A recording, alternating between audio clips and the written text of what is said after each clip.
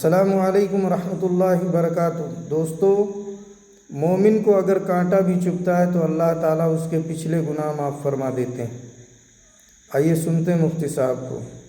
اللہ کے نبی نے فرمایا کہ انسان کو کوئی ٹینشن بھی آ جائے نا، کہ ایک ٹینشن، ایک فکر بھی انسان کو لاحق ہو جائے، یہاں تک کہ حتی الشوکۃ یشاقھا، ایک کانٹا بھی چبھ جائے، اللہ اس سے پچھلے گناہ کو معاف کرتا ہے اور اس کے درجات کو بلند کرتا ہے۔ تو میں کہتا ہوں کہ اس سفرنگ میں لذت محسوس کیجیے۔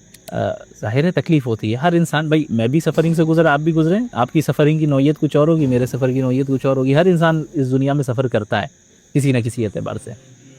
لیکن جب آپ ایسے ورلڈ ویو سے تعلق رکھتے ہیں جس میں یہ ہے کہ ایک کانٹا بھی چبھے، ایک ٹینشن بھی آئے تو ثواب مل رہا ہے، یہ آپ کو خود ایک مضبوط بنا دیتا ہے، مضبوط شخص بناتا ہے۔